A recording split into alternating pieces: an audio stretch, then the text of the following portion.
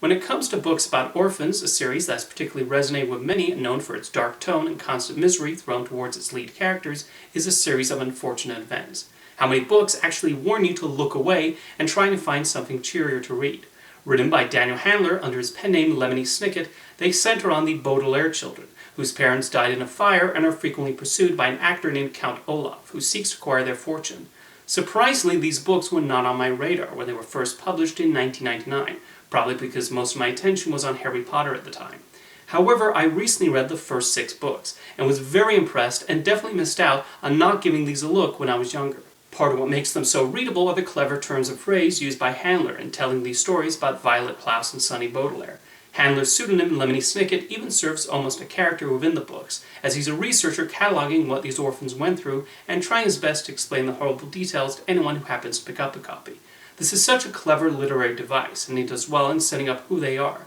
Violet is fascinated with inventions and creating and fixing things. Klaus loves reading books and finding out useful information, and Sonny is most interested in biting hard objects. Throughout the books, they go to various guardians, but something dreadful usually happens, often because of Count Olaf. He proves to be a memorable villain, with a penchant for disguises and theatricality. The different scenarios Handler comes up with are very creative, with each guardian having their own identifiable quirk.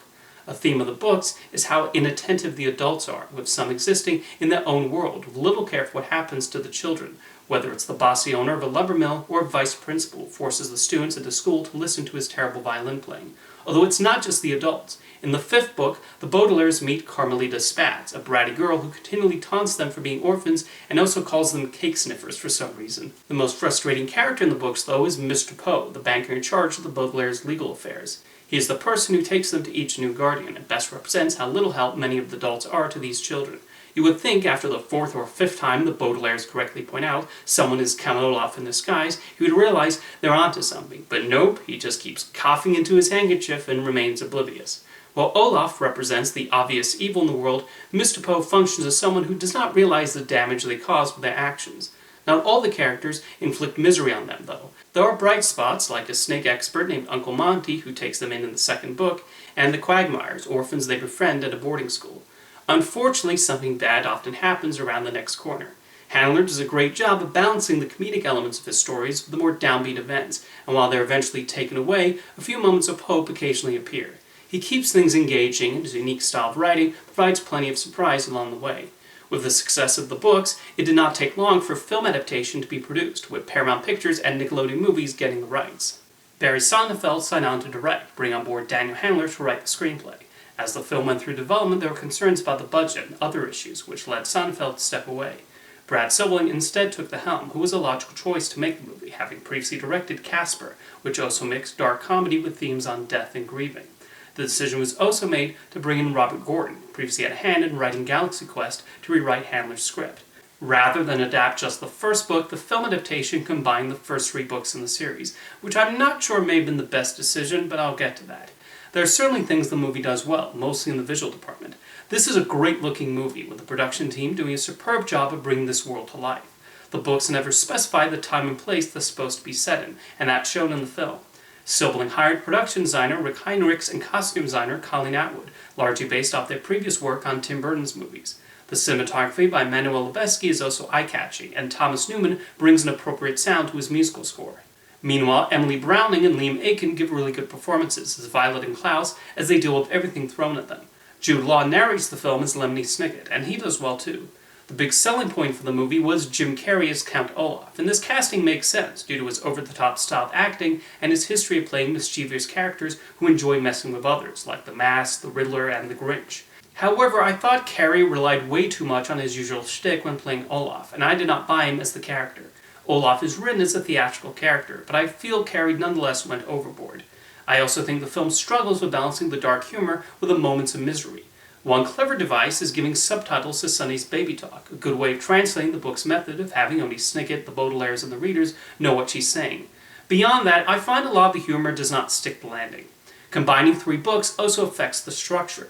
The books allow for a breather between guardians, but the film rushes through the Baudelaire stays with Uncle Monty and Aunt Josephine as it becomes largely a showcase for Carrey and also gives it an episodic structure. The film adaptation of Lemony Snicket's A Series of Unfortunate Events is certainly watchable, and it was a noble attempt, but there were areas that could have been improved on. The movie itself performed okay at the box office and found an audience, but not enough to make its money back. Nonetheless, Daniel Handler said there were discussions within Paramount about doing a sequel that would continue to adapt more of the books. With movies centered on children, you do need to hurry up and decide where to move forward with sequels or not, due to how quickly the lead actors can grow up, and that was a trouble the studio ran into.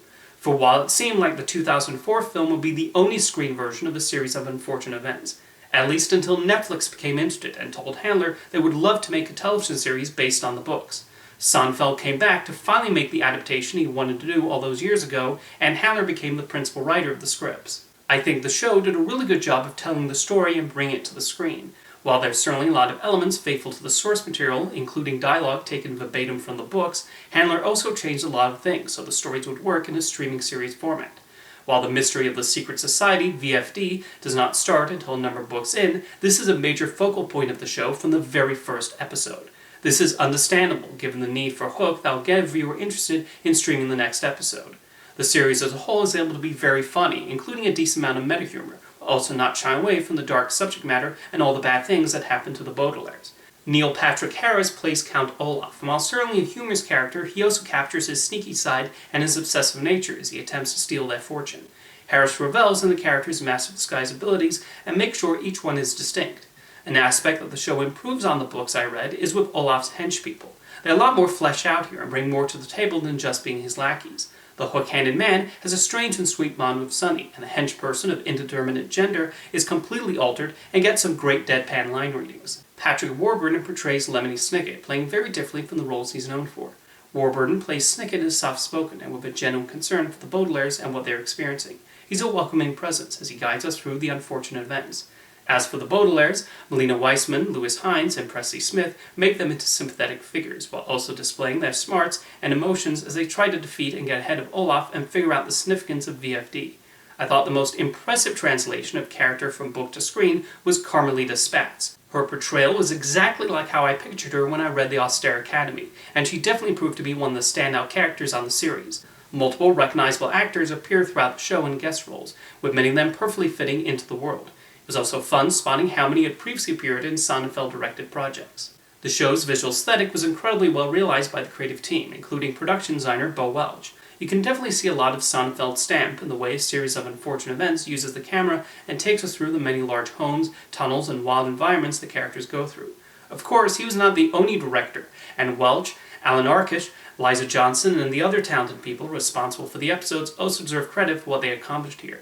To conclude, Lemony Snicket's A Series of Unfortunate Events are clever and inventive books that handle the incredible balancing act of telling a story full of sad moments while also bringing wit and subversiveness to the table and an understanding that children can handle reading these kinds of stories as long as their intelligence is respected.